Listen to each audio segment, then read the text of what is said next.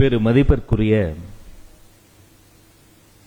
ISRO chairman high level curriculum expert committee member doctor V Narayanan அவர்களுக்கும், ISRO former director curriculum design committee chairperson doctor Mylswamy Annadurai அவர்களுக்கும், பள்ளிக்கல்வித்துறையினுடைய additional chief secretary to government doctor Chandramohan ஐயா அவர்களுக்கும், மதிப்பிற்குரிய நம்முடைய இயக்குனர் பெருமக்கள், அன்பு சகோதரர்கள்,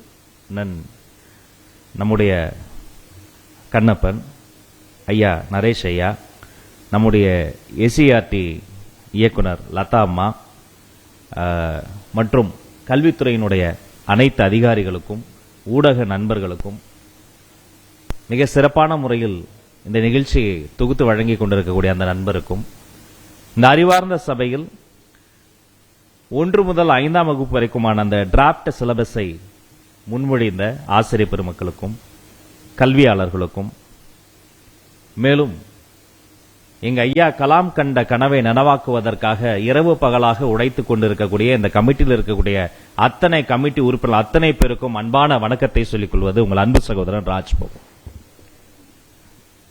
இனிய நாள் இது, இன்ப நாள் இது.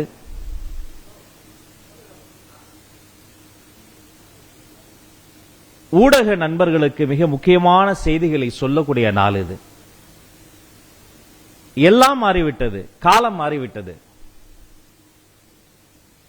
முன்பு நிலாவை காட்டி சோறு ஊட்டி கொண்டிருந்தோம், அது அந்த காலம். இன்று நிலாவிற்கே சந்திராயனை ஊட்டிவிட்டார்கள் நமது அறிவியல் தமிழர்கள். இது புதிய காலம், காலம் மாறிவிட்டது.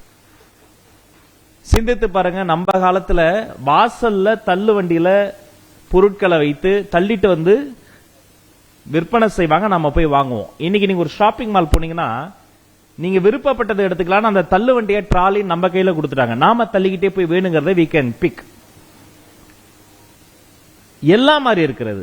உணவு பழக்க வழக்கம் மாறிவிட்டது, நடை உடை பாவனை மாறிவிட்டது, மக்களினுடைய அன்றாடம் மாறிவிட்டது.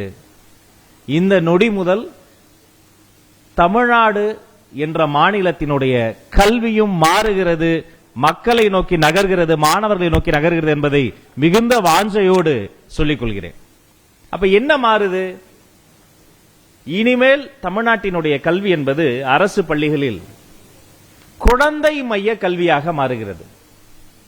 குழந்தைகளை மையப்படுத்திய கல்வி, குழந்தைகளுக்கான கல்வி, குழந்தைகளை சேர்த்து அனைத்து குழந்தைகளையும் ஈர்க்கக்கூடிய கல்வி, அனைவருக்குமான கல்வி, ஆரோக்கியமான கல்வியாக இது மாறுகிறது. இனிமேல் இது குழந்தை மைய கல்வி.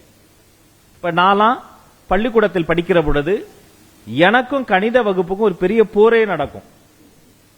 உங்க எல்லாருக்கும் தெரியும், சின்ன வயசுல இருந்தே நான் ஒரு மெல்ல கற்கும் குழந்தை, தன் வேகத்தில் கற்கும் குழந்தை, learning on is own pace. அப்ப நிறைய கேள்வி கேட்பேன். 1+1 is equal to 2 அப்படின்னா ஏன் அப்படிமே அடிதான் விழும். ஏன்னா நாங்க படிச்ச காலகட்டத்தில் சிறை கைதிகளை விட அதிகமா அடி வாங்கினவன் நான்.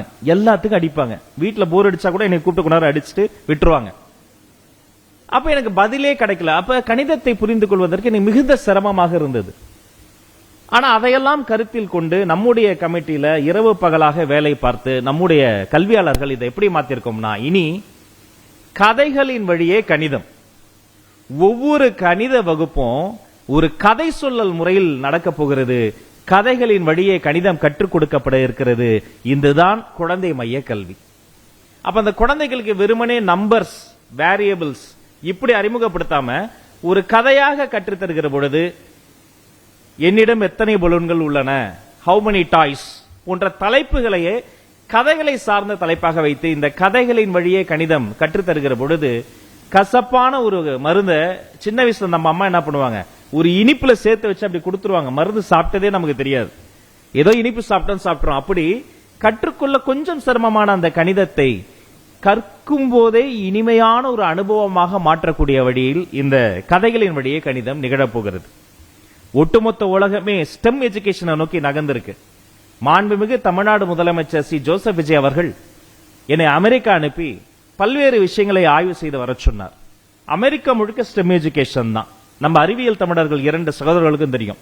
ஸ்டெம் எஜுகேஷன் என்பது சயின்ஸ், டெக்னாலஜி, இன்ஜினியரிங், மேத்தமெட்டிக்ஸ். இது ஒரு கொலாபரேட்டிவான ஒரு கரிக்குலம். இந்த ஸ்டெம் எஜுகேஷன் நோக்கி நகர்ந்திருக்கிறாங்க.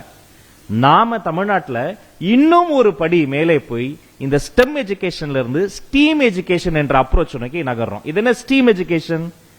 STEAM, அதாவது சயின்ஸ், டெக்னாலஜி, இன்ஜினியரிங்கோடு ஆர்ட்ஸ், கலையையும் சேர்த்து மேத்தமெட்டிக்ஸும் சேர்க்கிறோம். அப்ப இனி விஞ்ஞான வகுப்புகள், நம்முடைய பள்ளிக்கூடங்களில் விஞ்ஞான வகுப்புகள் கலையையும் சேர்த்த விஞ்ஞான வகுப்பாக இருக்கும் என்பதை மகிழ்ச்சியோடு கொள்கிறேன்.